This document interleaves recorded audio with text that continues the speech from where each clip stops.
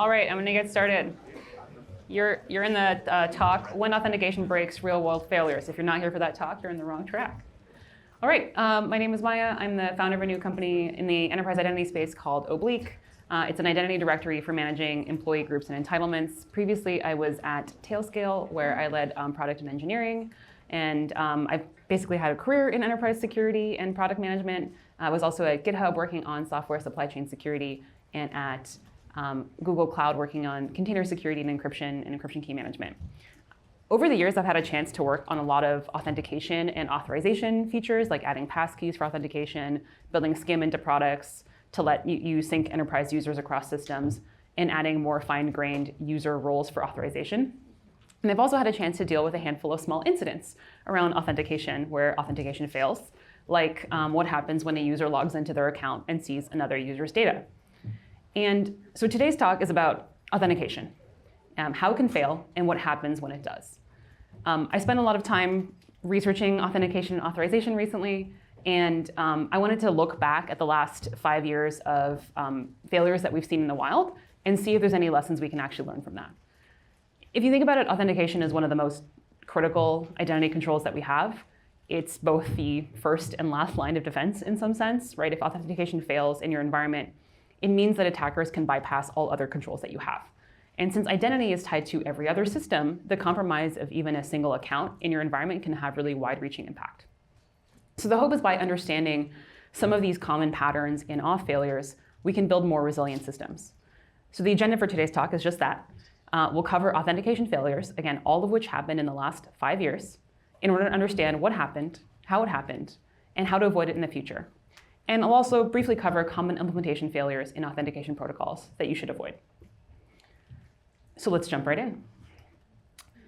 There are so many different kinds of ways that authentication could go wrong. If you want to go check out CWE 287 for some of the ontology that you can use to enumerate improper authentication weaknesses. And so there's a few different kinds of authentication failures we'll consider today. First is credential compromise. These are the most common type of authentication failure, with password theft, credential stuffing, phishing, brute force attacks, and social engineering. This could also happen if your identity provider or your password manager is compromised and someone gets their hands on your creds.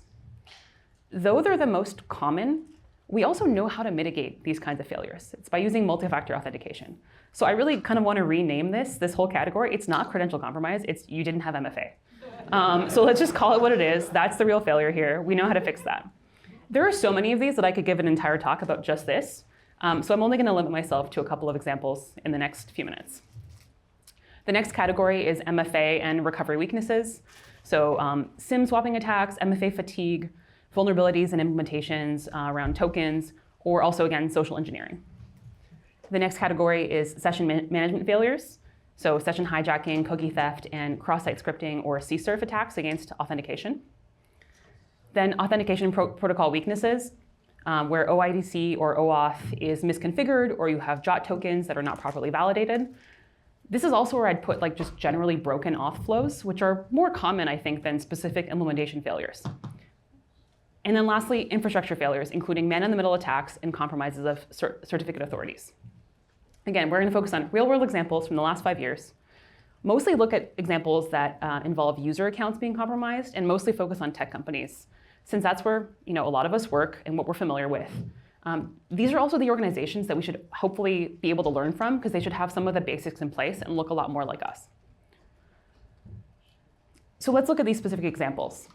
One thing I'll call out is that although it's tempting to make fun of some of these organizations for poor controls, I'm going to try to refrain from doing that, since it's by them sharing information about how they got attacked that actually helps all of us learn how we can get better and protect ourselves. So let's start with Twitter in July 2020. Apologies to the folks in the audience who worked on this. Twitter had an internal admin tool that allowed the support team to view and change information about a user's account, including suspending the user or changing the user's recovery email. Internally at Twitter, access to this tool was apparently quite widespread, with something like 1,500 Twitter employees having access and using it inappropriately to track celebrity locations based on their IP addresses. Knowing that access to such a tool internally was widespread, attackers scraped LinkedIn profiles of Twitter employees who were likely to have access, then using LinkedIn Recruiter and LinkedIn Sales Navigator, got those users' phone numbers. They contacted those users, likely who were likely working from home, because this was at the very beginning of the pandemic, pretending to be Twitter IT, and directed them to a fake VPN login page. They then asked those users for their two-factor authentication codes, and users gave them those codes. In this way, attackers got access to the Twitter network as employees with this privileged access. And you'll see this pattern happen a lot in the following attacks. Like, this is a very common pattern. The impact was that around 130 Twitter accounts were affected, including those of Barack Obama, Elon Musk, Apple, Binance, and about 45 accounts were used to tweet a scam message asking users to send Bitcoin to a specified address. Around 320 people did that and sent about $120,000 worth of Bitcoin before the messages were taken down. This is a pretty classic social engineering and phishing scheme, again, which were very popular at the beginning of the pandemic, before organizations had the time to necessarily educate their users that this was not the behavior that they should be expecting from their IT teams. Twitter had appropriate security measures here in terms of passwords and MFA, but insufficient authorization since there were so many employees who had this access to this tool. And it was so accessible once you were already on the network. In June 2021, a flaw was discovered in Microsoft Azure AD's seamless single sign-on. Seamless SSO works such that when a user is logged into a device that's already joined to an Azure AD domain, they don't have to log in again. Their identity is automatically used to log them into AD. This is implemented using a Kerberos authentication challenge. If a user doesn't exist in the AD tenant, then they get an error back. And that error has a little bit too much information, like whether or not that user exists, if they have the wrong password, if they don't have an Azure AD account, or if their account is locked. This provides enough information for attackers to then enumerate accounts in an Azure AD tenant. And notably, this is possible without generating any kind of sign-in events or getting a rate limited, which allows an attacker to attempt to brute force these with a password spray attack. Microsoft quickly added logging to this flow for allowing you to detect whether or not this was happening, and made it possible to disable the feature. As far as we know, this was not exploited, but it just points out that no one is immune from incorrectly implementing authn. It's really about how you respond, right? Even an organization like Microsoft with a critical authentication product like AD can inadvertently weaken authentication with a poor implementation of a legacy protocol like Kerberos. Everyone's subject to this. Another Microsoft issue a few months later, in September 2021, a Taiwanese researcher discovered several vulnerabilities in Microsoft Exchange as part of a Pwn2Own contest in Vancouver. The Exchange server front end allows direct access to specific URLs in the back end. So you can link directly to a user's inbox via an explicit logon feature. In order to do this, Exchange normalizes URLs, but you can manipulate that URL. So you can have an unauthenticated attacker getting access to other internals of the Exchange server. Dubbed proxy shell, by chaining together this and two other CVEs that they found, an attacker can obtain remote code execution on several generations of Microsoft Exchange servers, entering through an exposed port. Globally, tens of thousands of Exchange servers were vulnerable. Microsoft released patches, but this was just too juicy. They started getting exploited in the wild. And about a year later, in 2022, new attacks started being detected that looked a lot like the old attacks, that looked a lot like proxy shell. So it turns out the patches that they released were actually insufficient.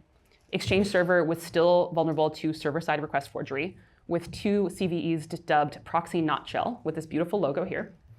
And in this case, user logon passwords were needed, but the second factor authentication was not required. So if you were an authenticated attacker, you could still get remote code execution.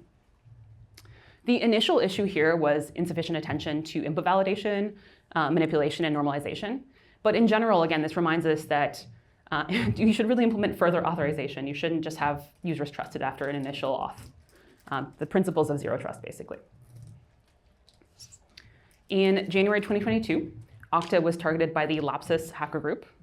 A lot of the authentication vulnerabilities that we've seen in the past few years are due to LAPSUS.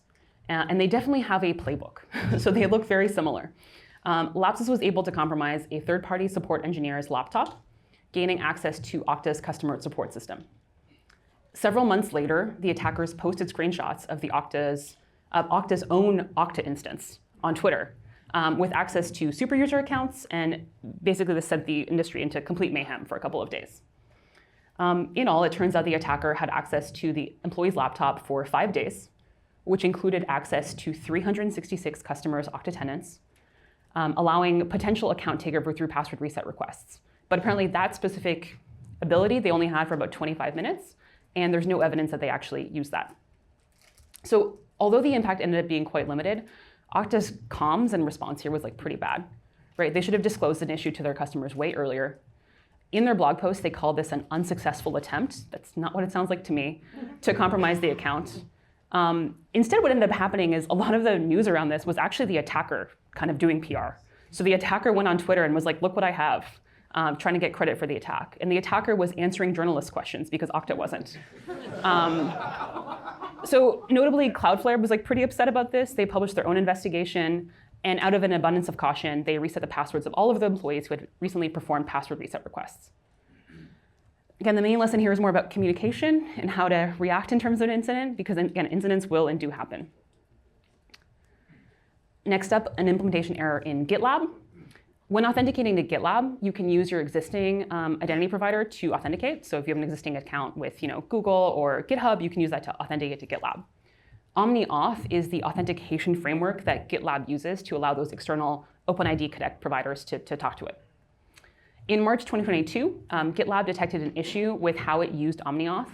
It turns out that when accounts were registered using an OmniAuth provider, GitLab inadvertently also set a hard-coded password for those accounts so that users could log into those accounts directly and not depend on the external provider. Crucially, these were not actually random passwords. They followed a predictable pattern that an attacker could have compromised. This was a lucky break. It's not super clear to me how this was discovered, but it sounds like maybe somebody was just walking around the code base. It doesn't seem like there was any evidence that this was compromised. Meanwhile, next month, in April 2022, over at GitHub, GitHub discovered that an attacker was abusing OAuth user tokens for Heroku and Travis CI to download organizations' data. So how this works is like GitHub uses OAuth tokens for users to integrate GitHub with other systems, right? So to connect your CI/CD pipeline to GitHub, you generate an OAuth token for a user in GitHub, and then they give it to your build system, which accesses the code on your behalf. Since only Heroku and Travis CI were compromised, what seemingly happened here is that the tokens issued to them only were compromised, probably where they were stored in Heroku and Travis's CI sides, but I couldn't find anything to confirm that. The attacker used the tokens to access the API for a specific user, and then they could enumerate the user's organizations as well as their private repos. They then selectively cloned repos that they were interested in, presumably to look for secrets that they could then use in other attacks.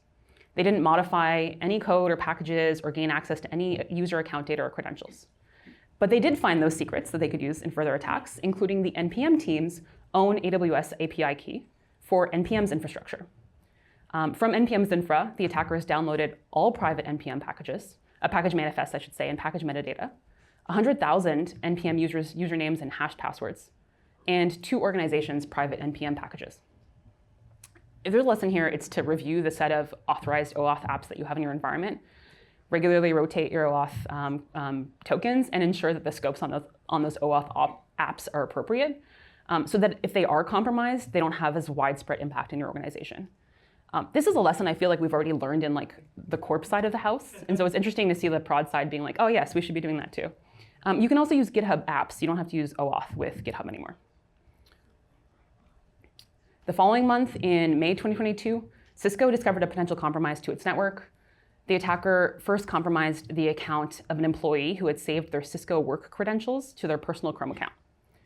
This wasn't sufficient to gain access to the employee account, so the attacker sent the employee a very large number of MFA push notifications. And this is called MFA fatigue. The user succumbed to this, and they also used voice phishing or vishing to try to convince the user to accept that push notification, again, pretending to be from the support team. Once they successfully obtained access, they enrolled new MFA devices to the Cisco VPN, and then were able to escalate their privileges on the network to admin privileges. The attacker is known as UNC2447, is supposed to be an affiliate of LAPSUS, so not LAPSUS, but was likely trying to deploy ransomware when this was discovered. They didn't make it that far. Thankfully, although the attacker managed to get access to internal Cisco systems, none of those were like critical systems used for like product development or like code signing, so the attack was pretty limited. And then a few months later, in September 2022, we see again a very similar attack, this place taking time at Uber, and this time being LAPSUS. So as with similar attacks on Cisco, Microsoft, NVIDIA, and Okta, LAPSUS targeted Uber by obtaining VPN credentials of an external contractor, either by themselves stealing credentials directly with like info stealing malware or by buying credentials off the dark web. Although they had the username and password of the accounts, again, they were not able to get onto the network without a second factor. And so each login attempt that they had sent an MFA prompt to the user.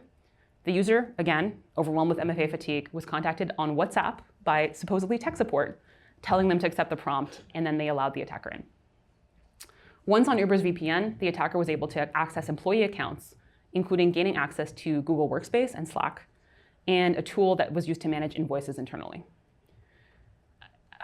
I think we can't put the blame on the users, right? We never put the blame on the users when it came or we don't anymore put the blame on the users when it comes to phishing attempts. And this is exactly the same thing, right? Like users will be users.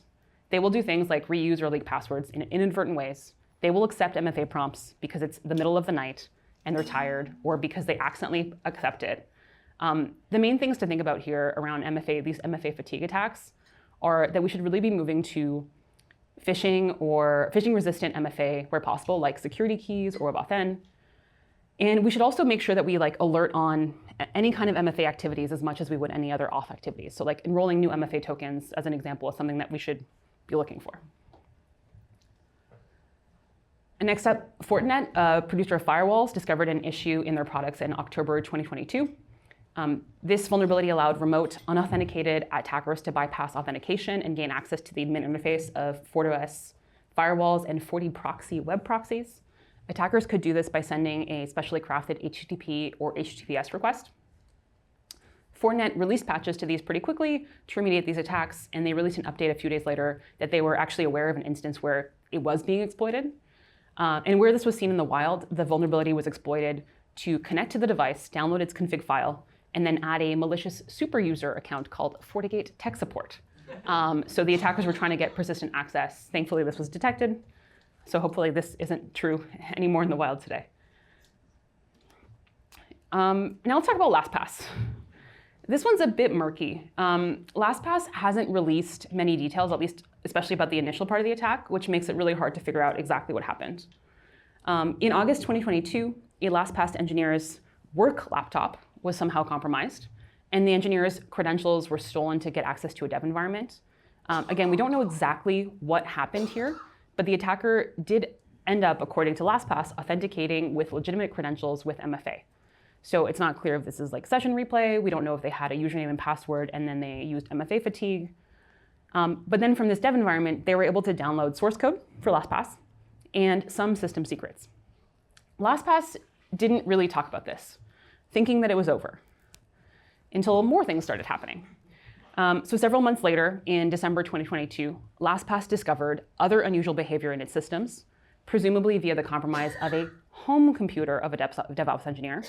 I don't know if this is the same person or not, and likely by the same threat actor.